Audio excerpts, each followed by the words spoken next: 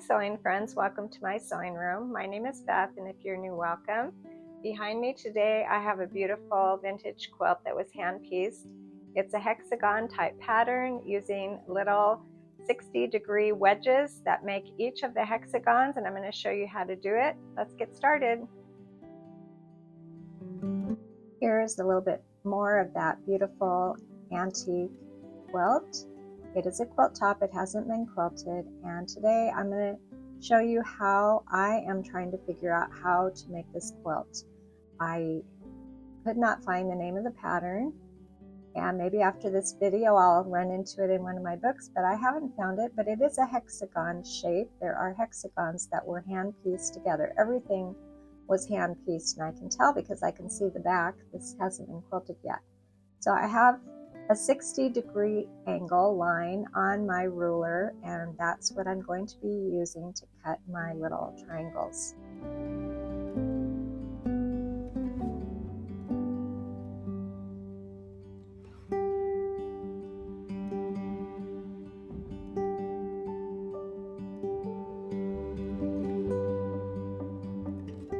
Strips are 2 inches wide, and I laid that 60-degree line along one of the edges, and I made my first little cut, and then I had to turn my ruler over and again find that 60-degree line again and line it up with the edge of my strip, and now I have my first two little triangles.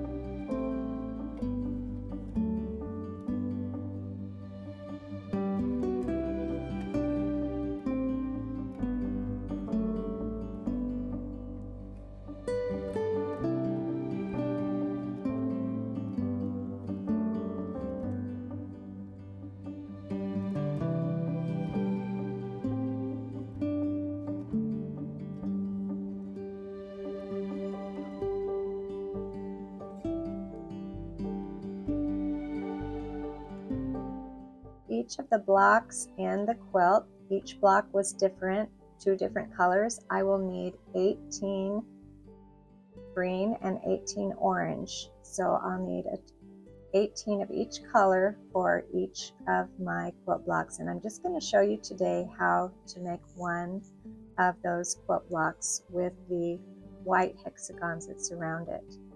So I need, for each hexagon, I'll need 3 green or yellow, that greenish yellow, and 3 orange. And so I will put them together here, 3 and 3. And today I wanted to share, before I get too far along, that I'm going to show you 2 ways that I thought of to construct this quilt.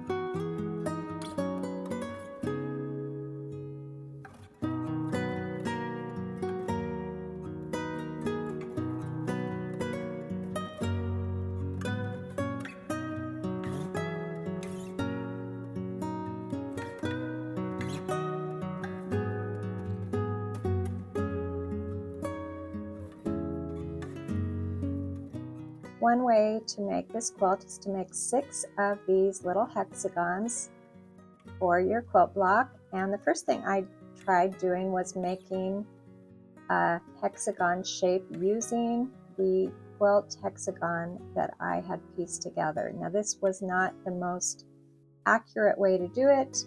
This is the first way I tried, and I'm doing it here on a heavy cardboard so that I will have a template. I need a white center for my quilt block. I also need white hexagons to surround these pieced hexagons. So this is the first thing I tried, and I'm going to show you in just a minute another way to make this hexagon.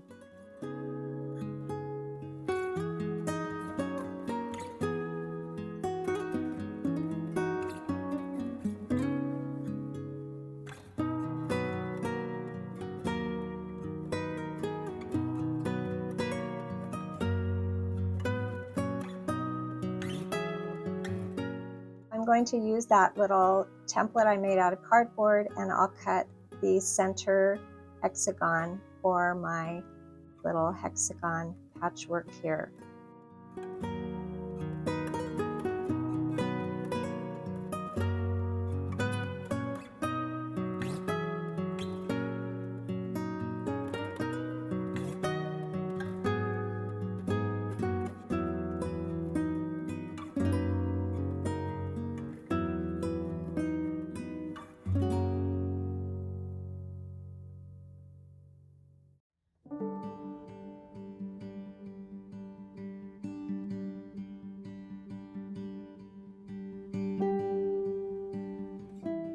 Now I have not joined all of my hexagons together yet because I'm kind of waiting to show you another way to construct this quilt, but I did want to show you another way to make that center white hexagon. Using my patchwork was not the most accurate way to make a hexagon, so I went, of course, looked up Google how to fold a hexagon, and my hexagons measure 3.5 inches across from side to side. And I'm using a 4-inch square, and this is a way to fold a paper hexagon to give you a more accurate template for your quilting. So I'm using a 4-inch square, and I will be able to get a 3.5-inch hexagon using this square. I folded it in half once, and then I folded those outside pieces in to the center. You can see how I did that, and now I'm going to draw some lines so that you can better follow along with me what I'm doing here. I folded from the center down, and then that flap, the point of the flap needs to touch that line on the right, and then I'm going to do the same on the left, starting in the center and then folding that flap down so that the point hits that side, that line on the side, and I'll do that 4 times.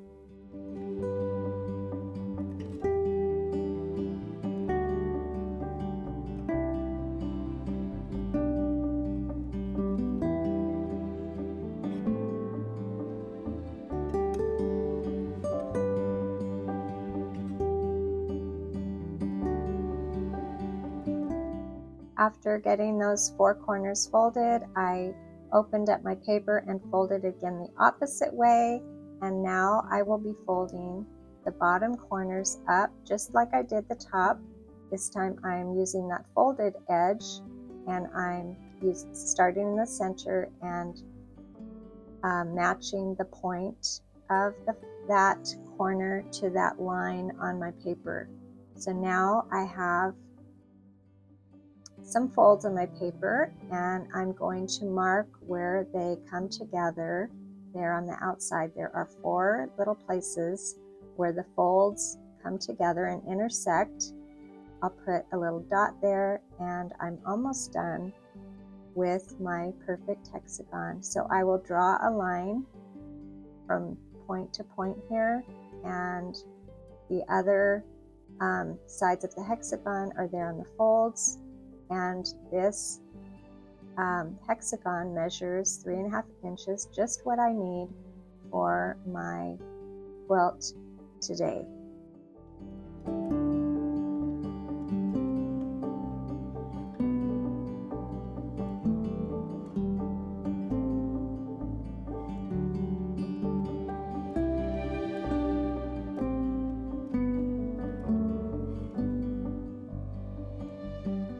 If you use this method, you would need to I think you would need to hand stitch the hexagons together at this point. Just like I've been working on my grandmother's flower garden, I would hand stitch all of the hexagons together. but I did want to share a way that I think that you could put this quilt top together using a machine. And in this example, I did not want to put my hexagons together, those piece hexagons. I want them to stay in half, and I'm going to make a template for half of a hexagon so that I can piece this whole quilt using half hexagons. And I do have a video. I made a quilt a long time ago, a hexagon quilt, using this same idea. So all of my pieced hexagons need to be split in half for this method, and then the quilt would be sewn into rows with these half hexagons.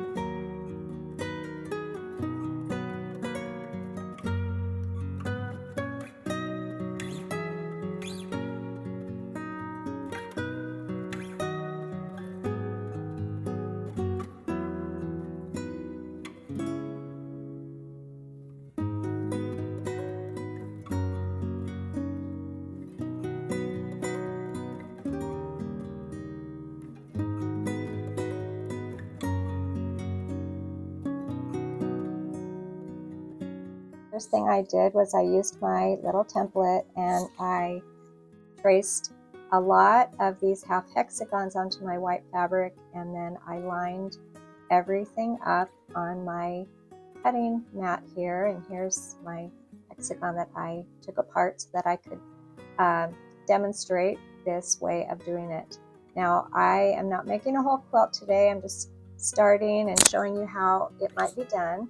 But this would be the starting point, and then as you move out, you would add those colorful hexagons to your quilt. I think you would either, I'm going to leave my outside edges unsewn. I'm not going to sew all the way to the edge of these rows, so that as I move out, I can add new quilt blocks to my quilt. I hope my way of explaining this beautiful quilt, how to construct the quilt, was clear. It was a little challenging for me to figure out how to explain it to you, but this is another way that you could make it. Probably a simpler way would be to do it like this with these half hexagons, and then just move out and add more as you go around. This is such a beautiful block. It would make a beautiful quilt. And as you can see, I did leave those edges, those end seams open, so that I can add rows as I go along and add to this quilt. It's a beautiful example of a vintage quilt. So many really pretty fabrics. Thank you for joining me today, and I'll see you next time.